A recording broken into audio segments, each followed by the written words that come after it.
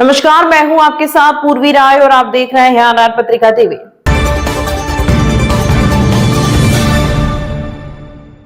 राज्य सरकार द्वारा डिस्टर्ब एरिया बिल 2026 को लेकर राज्य सरकार पर बड़ा हमला बोला है।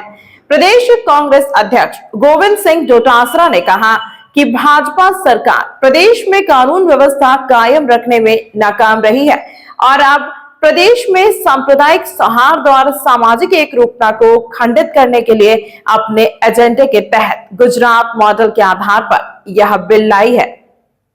जबकि देश भर में सबसे शांत कहे जाने वाले राजस्थान प्रदेश में जहां सभी आपसी सौहार्द के साथ रहते हैं, कांग्रेस का आरोप है कि भाजपा विभाजन करने के उद्देश्य से प्रदेश में जनप्रतिनिधियों से ऊपर अधिकारियों को अधिकार देना चाहती है, जो लोकतंत्र की परंपराओं और सिद्धांतों के विपरीत है।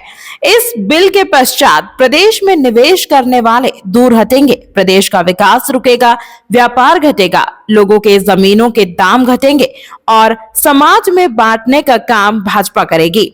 प्रदेश का सामाजिक सौहार्द बिगड़ेगा और जो सक्षम अधिकारी हैं वह असीमित अधिकारों के साथ आम नागरिकों के मूलभूत संवैधानिक अधिकारों का हनन करेंगे। कांग्रेस पार्टी आगामी विधानसभा सत्र में भाजपा के संविधान के प्रावधानों के विपरीत बनाए गए बिल का पुरजोर विरोध कर भाजपा सरकार की नाकामियों को एक्सपोज करेगी और जनता के अधिकारों के लिए सदन से सड़क तक की लड़ाई लड़ेगी। गोविंद सिंह डोटासरा ने आरोप लगाते हुए कहा है कि इस बिल की भाषा ही संवैधानिक नहीं है, केवल राजनीतिक एजेंडा की भाषा है। संविधान के अनुच्छेद 300A में हर व्यक्ति को अपनी संपत्ति पर अधिकार है, उसे वंचित करने का यह षड्यंत्र है। संविधान में अनुच्छेद 14 में सभी नागरिकों को समानता का अधिकार प्राप्त है, यह बिल उसका भी उल्लंघन करता है और प्राकृतिक न्याय के सिद्धांत के विपरीत यह बिल नागरिकों के अधिकारों के विरुद्ध लाया गया है। जबकि शांति बहाली के लिए पूर्व से ही आईपीसी जो अब बीएनएस है तथा सीआरपीसी जो अब बीएनएसएस है में अनेक प्रावधान है। जनसंख्या असंतुलन कोई कानूनी शब्द नहीं है। डिस्टर्ब एरिया किस आधार पर घोषित होगा, इसका कोई उल्लेख नहीं है। कोई अपनी प्रॉपर्टी की रक्षा नहीं कर सकता, ये कहीं संविधान में लिखा हुआ है? इसके लिए आप तय कर दोगे कि ये एरिया डिस्टर्ब एरिया है, ये एरिया शांत एरिया है। तो आप बताइए कि उस डिस्टर्ब एरिया में कौन अपने बच्चों को रखेगा, कौन संबंध करेगा, किस तरीके का कानून लेकर के आने की बात करते हैं। मैं समझता हूं कि ये जो सारा का सारा षड्यंत्र किया जा रहा है, ये केवल और केवल इस शांत राजस्थान प्रदेश को अशांत करने का एक असफल प्रयास है, सरकारी असफलता को छुपाने का एक असफल प्रयास है। सरकार की नाकामियों को छुपाने के लिए जो जनता के मुख्य बिंदु हैं, जनता के जो मुद्दे हैं, जिस पे 2.25 साल से ये काम नहीं कर पा रहे हैं, उन मुद्दों पे राजस्थान की विधानसभा में बात ही नहीं हो, प्रदेश में कहीं पर भी इस तरह की बात ही नहीं हो। केवल और केवल धार्मिक उन्माद फैलाओ और धार्मिक उन्माद फैला करके अपनी राजनीतिक रोटियां सेको, इससे ज़्यादा मैं समझता हूं कि कुछ भी नहीं है। हम शांति के खिलाफ नहीं हैं। कांग्रेस पार्टी हमेशा शांति प्रिय रही है और धर्मनिरपेक्षता उनमें कूट कूट के भरी हुई है, जो हमारे संविधान का मूलभूत जो तत्व है।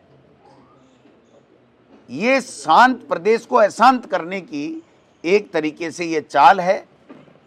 कैसे बाबा जिस तरीके की भाषा का इस्तेमाल करते हैं, जो एसआईआर के अंदर इन्होंने जिस तरीके से नाम काटने का षड्यंत्र कर रहे हैं, ये लोकतंत्र के ऊपर हर बार हमला करते हैं। ये संविधान को इसीलिए चेंज करना चाहते थे कि अपना संविधान अपने हिसाब से ये करें, जिससे इनका एजेंडा जो है वो एजेंडा इनका स्थापित हो और यही राज करें, कभी दूसरे का कोई राज आ ही नहीं सके।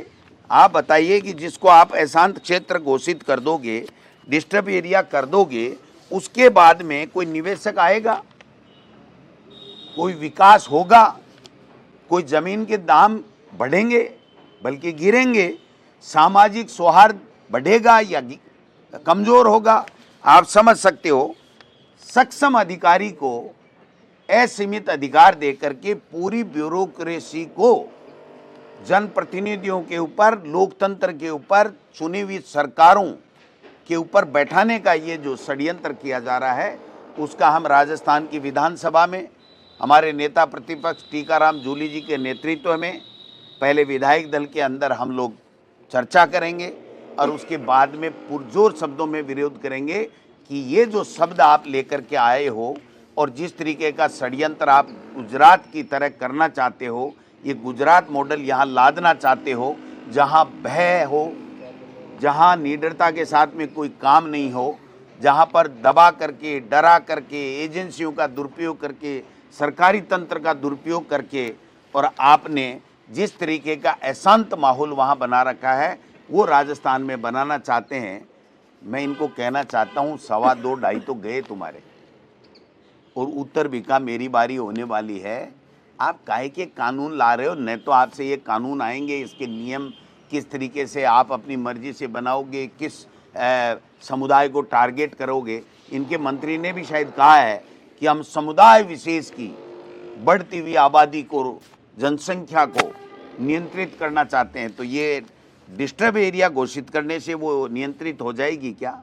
आप में दम है तो जनसंख्या के लिए जो कानून ला सकते हो। आप तो एक तरफ तो भैरू सिंह जी ने 2 बच्चे होने पे ही चुनाव लड़ने की बात कही थी, उसको तो वापस ला रहे हो कानून को कि नहीं। और आपके मोहन भागवत जी कह रहे हैं कि हर हिंदू को, हर भारतीय को ज़्यादा से ज़्यादा बच्चे पैदा करने चाहिए, और यहाँ कह रहे हो कि जहाँ वो जो जनसंख्या असीमित होगी और उसके ऊपर हम लोग अशांत क्षेत्र, डिस्टर्ब एरिया घोषित करेंगे और कानून लाएंगे। क्यों मजाक कर रहे हो इस लोकतंत्र के साथ में? क्यों इस लोकतंत्र की हत्या करने पे तुले हुए हो? आप केवल और केवल इस राजस्थान की विधानसभा में राजस्थान के जनता जो परेशान है, स्कूलों में पढ़ाई नहीं हो रही है, बुजुर्गों को पेंशन नहीं मिल रही है, गरीब का हॉस्पिटल में इलाज नहीं हो रहा है, सड़कें टूटी पड़ी हैं, पीने का पानी मिल नहीं रहा है, और अपराध इस कदर बढ़ गए हैं कि कोई भी व्यक्ति अपने आप को सुरक्षित महसूस नहीं कर रहा है। माता बहनों के साथ में बलात्कार की आए दिन घटनाएं हो रही हैं। गुंडे जो है वो फिरौती मांग रहे हैं, सरेआम धमका करके पैसे ऐंठने का काम कर रहे हैं। आपसे लॉ एंड ऑर्डर कब्जे में आ नहीं रहा है, और माफिया पूरी तरीके से राजस्थान को जकड़ चुका है। उनका इलाज तो आपसे होता नहीं है, और इस तरीके के असंवैधानिक कानून ला करके, असंवैधानिक भाषाओं का इस्तेमाल करके, और आप यहाँ पर केवल दंगे भड़काना चाहते हो और अपनी सरकार की नाकामियों को छुपाने के लिए इस तरीके का आप कारगुजारियां कर रहे हो, जिसको राजस्थान की जनता कभी भी स्वीकार नहीं करेगी। सड़क पे भी लड़ेंगे और सदन पे भी लड़ेंगे। कानून व्यवस्था बनाना सरकार की जिम्मेदारी होती है। दावा कर रहे हैं कि कानून व्यवस्था। तमाम महत्वपूर्ण खबरों के लिए देखते रहिए RR पत्रिका TV।